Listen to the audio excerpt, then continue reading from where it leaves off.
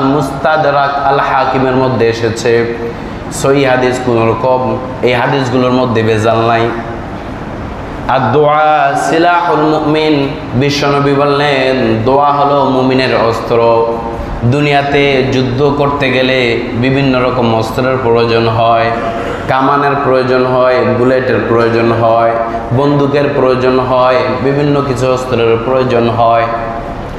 মানুষের সাথে লড়াই করতে গেলে বিভিন্ন রকম অস্ত্রের প্রয়োজন হয়। কিন্তু বান্দা, তুমি জানো না অস্ত্র ছাড়াই কিন্তু আল্লাহ তাআলা তোমাকে বিজয়ী দিবেন, সেটা হলো কেবলমাত্র দোয়ার মাধ্যমে।